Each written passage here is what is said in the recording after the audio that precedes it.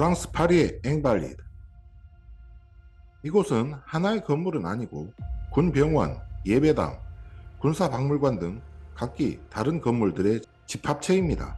황금 장식으로 유명한 앵발리드 돔교회 지하에는 나폴레옹이 안장되어 있고 이곳의 상징이자 파리 관광 명소 중 하나입니다. 나폴레옹 이외에 루이 14세 시기의 명장이자 축성술의 대가인 보방, 1차 대전 당시 프랑스군 총사령관인 포슈 등 프랑스의 전쟁 영웅들이 안치되어 있습니다. 또한 나폴레옹의 형 조제프 보나파르트, 나폴레옹의 유일한 아들이자 로마 왕 나폴레옹 2세 등 보나파르트 일가 일부의 유해도 안장되어 있는데요. 오스트리아에 있던 나폴레옹 2세의 유해를 100여 년 만에 아버지 품으로 돌려보낸 인물은 뜻밖에도 아돌프 히틀러였습니다.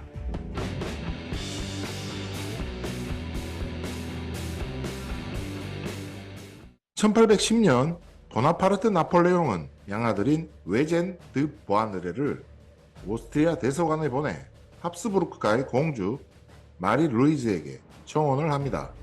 말이 청혼이지 협박이나 다름없었습니다. 1.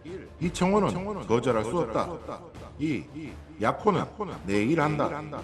당시 파리에서 이 통보를 받은 오스트리아 제상 메테르니히는 경악했지만 뾰족한 수가 없었습니다.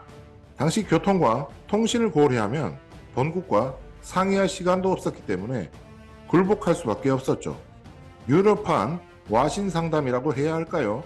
메테르니히는 오스트리아 황제 프란츠 2세에게 프랑스에서 해방되는 날까지 모든 군사 행동을 피하고 아첨해야 합니다. 라며 딸을 희생해서라도 시간을 벌어야 한다고 강조했습니다. 나폴레옹의 첫 번째 부인인 조제피는 6살 연상이며 이미 전 남편 사이에서 2명의 자녀를 두었습니다. 앞서 오스트리아 대사관에 일종의 혈연 통첩을 보냈던 외젠과 나중의 일이지만 프랑스 제2제정의 주인공 나폴레옹 3세의 어머니가 되는 오르탕스가 그들입니다. 하지만 조제핀과 나폴레옹의 14년 결혼 생활 중 태어난 자식은 없었습니다. 나폴레옹은 불혹의 나이에 접어들며 후계자를 갈망했고 일종의 결혼 동맹을 통해 나폴레옹 제국의 안전을 보장받고 싶어 했습니다. 또한 자신의 후계자가 왕가의 혈통을 이어받는 것도 중요하다고 생각했습니다. 처음 러시아의 로마노프 왕가에 혼사를 제안했다 퇴짜를 맞자 오스트리아 합스부르크 왕가에 혼담을 강요하는 지경에 이릅니다. 오스트리아가 굴복한 덕에 나폴레옹은 홀가분하게 조제핀과 이혼할 수 있었고 자신보다 22살이나 어린 합스부르크 황녀와 재혼하게 됩니다. 강압적인 결혼이긴 했지만 나폴레옹은 마리 루이즈에게 더없이 자상한 남편이 되고자 노력했습니다. 결혼 1년 후인 1811년 3월 마리 루이즈는 아들을 출산하게 되고 아기에게는 나폴레옹 샤를 보나파르트라는 이름이 지어집니다. 이 아기야말로 나폴레옹의 유일한 적자, 프랑스 제1제국의 황태자이자 로마 왕이었습니다.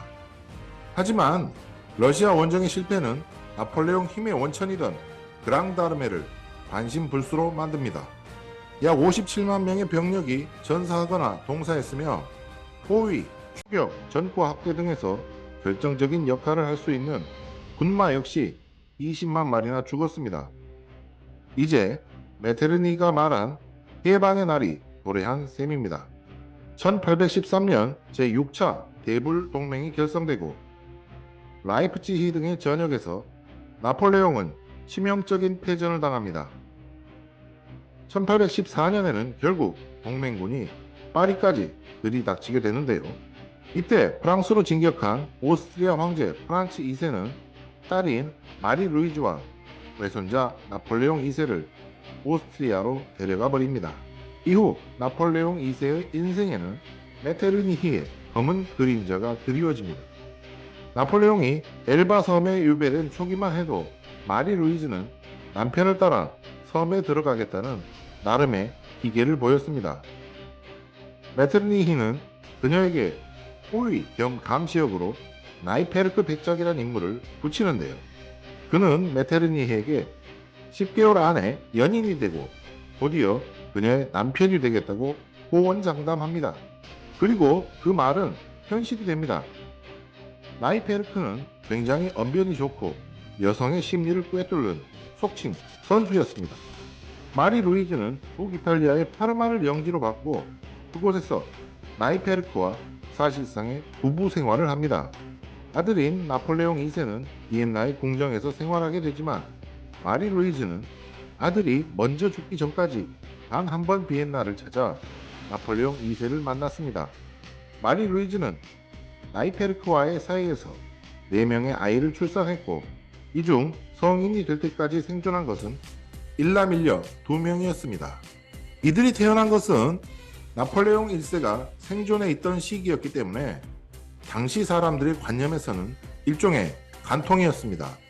이들의 존재는 나이페르크가 죽은 이후에야 드러나게 되는데 나폴레옹 2세는 자신에게 일말의 애정도 보이지 않던 어머니에게 다시 한번 절망하게 됩니다. 그는 지인에게 내 어머니는 내 아버지의 아내 될 자격이 없는 여자야. 만약 조제핀 황후가 내 어머니였다면 내 아버지가 몰락하지도 내가 여기 끌려오지도 않았을 거야 라고 한탄했다고 합니다. 나폴레옹 2세는 7살에 합스부르크 가로부터 라이슈타트 공작이라는 자귀를 받게 되는데요. 일단 프란츠 2세는 나폴레옹 2세의 미들네임 샤르를 자신의 이름과 같은 프란츠로 고치도록 합니다.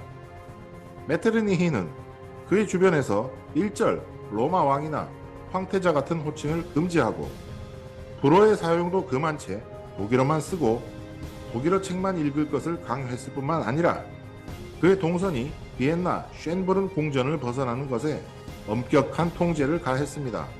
이런 상황 때문에 나폴레옹 2세는 어린 나이부터 우울증에 시달린 것으로 보입니다. 어쨌든 어머니에게까지 버림받은 억류자의 처지는 위대한 아버지를 더욱 갈망하게 만들었습니다. 나폴레옹 2세는 메테르니히가 철저하게 금지한 모국어 불어를 몰래 공부했고 궁정 도서관에서 나폴레옹의 비서 라즈카스가 쓴 세인트 헬레나 회고록 등을 탐독하기도 했습니다. 하지만 그는 21살의 젊은 나이에 요절하고 맙니다. 사인은 폐렴과 결핵이었습니다. 위독해진 아들이 어머니를 찾는다는 소식을 들은 다음에야 마리 루이즈는 아들을 찾아 그 최후를 지켜봤습니다. 그를 위험 인물로 보고 끝까지 견제했던 메테르니는 이 모자 상봉조차 방해했고 따지고 보면 엉터리 치료를 사주해 그를 죽음으로 내몰았습니다. 폐렴에 걸려 투병 중인 그에게 합스부르크 왕실 주치의들은 간질환 치료만 해댔습니다. 그의 시신은 합스부르크 왕가의 전용 묘지인 카푸친 교회에 안치되었습니다. 그리고 그곳에서 영원한 안식을 취할 것 같던 그를 사후에나마 아버지 곁으로 보내준 인물이 나타나는데 그것은 바로 아돌프 히틀러였습니다. 1940년 12월 15일 히틀러는 돌연 비엔나에 있는 나폴레옹 2세의 유해를 파리 앵발리드로 이장할 것을 명령합니다. 당시 프랑스는 독일 점령하에 있었습니다. 나치는 한술 더 떠 나폴레옹 2세가 4살 이후에는 써본 적 없는 로마 왕이라는 영예로운 호칭을 각인한 석판을 제작해 그의 유해를 안치합니다. 인류 역사상 최악의 빌런 히틀러는 왜 죽은 지 100년도 넘은 이에게 호의를 베푼 것일까요? 일단 합리적으로 추측하자면 나치 독일이 프랑스를 정복하긴 했지만 궁극적으로 전쟁을 계속 수행하기 위해서는 프랑스를 완전히 추축편으로 돌릴 필요가 있었고 프랑스 역사상 최고의 영웅인 나폴레옹 일가의 호의를 베풀므로써 프랑스인들의 지지를 이끌어내려 했을 수 있습니다. 꼭두각시 정권이라고는 하지만 BC 정권은 관동군의 만주국보다는 훨씬 많은 자율권을 가지고 있었고 프랑스의 방대한 해외 식민지에 대한 통제력도 가지고 있었습니다. 연합군이 북아프리카에서 롬멜 군단을 격파하고 알제리의 알제를 자유프랑스의 임시 수도로 선포하기 전까지 대부분의 프랑스 식민지 관료와 주둔군은 자유프랑스보다는 BC 프랑스에 충성했습니다. 또한 연합군과 독일군 모두에게 뜨거운 감자로 인식되던 프랑스 해군이 나치 독일의 가세라도 한다면 전세를 일거에 바꿀 수 있는 상황이었습니다. 물론 프랑스의 항복이 결정되자 영국은 재빨리 페터필터 작전을 감행해 어제의 동맹군이었던 프랑스 해군을 선제 공격하는 초강수를 두기도 했습니다.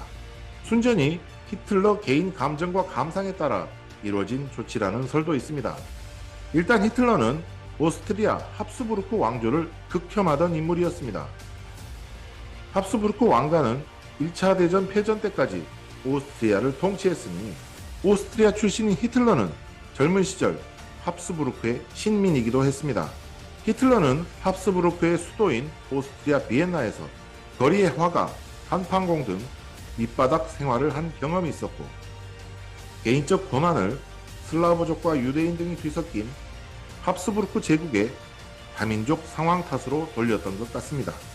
합스부르크 왕가에 학대받았고 그들이 라힌슈타트 공작이라 격화시켜 불렀던 인물을 나폴레옹 2세 로마 왕이라는 영광스러운 칭호로 회복시켜 합스부르크 최대 적이었던 아버지 품으로 돌려보낸 것은 합스부르크와 비엔나에 대한 히틀러 나름의 복수였던 것으로 보입니다. 나폴레옹과 자신을 동일시한 히틀러의 망상이 이의 반환의 원인이었을 수도 있습니다. 1940년 6월 23일 히틀러는 점령지인 파리를 방문해 약 3시간 정도의 짧은 일정을 소화한 후 떠났습니다. 나치의 군수장관인 슈페어의 회고에 의하면 다른 방문지보다 앵발리드에서 머문 시간이 좀 더 길었고 히틀러가 유독 흥분되어 보였다고 합니다. 실제 유럽 전역을 석권하고 결국 러시아 침공에 실패해 패망했다는 점에서 두 사람의 행보는 유사한 면이 있습니다. 소련은 독소전 당시 나폴레옹의 침략을 막아냈듯 나치의 침략을 막아내자는 내용의 선전 포스터를 제작하기도 했습니다. 다만 당사국인 소련의 한 역사학자는 나폴레옹이 성인은 아니다. 하지만 히틀러와 비교한다는 것은 그에 대한 모욕이다. 라고 선을 그었다고 합니다. 2차 대전 후 프랑스는 BC 정권 관계자와 나치 부역자에 대한 무자비한 숙청 작업을 전개했습니다. 심지어 독일군과 동침한 여성들까지 끌고 나와 조리돌림을 시켰죠. 하지만 히틀러가 반환한 나폴레옹 2세의 유해는 그대로 앵발리드에 안치합니다. 아무리 나치가 벌인 일이지만 아버지와 아들이 함께 있는 것이 온당한 일이었기 때문입니다. 여러분의 구독과 좋아요는 저에게 큰 힘이 됩니다. 감사합니다.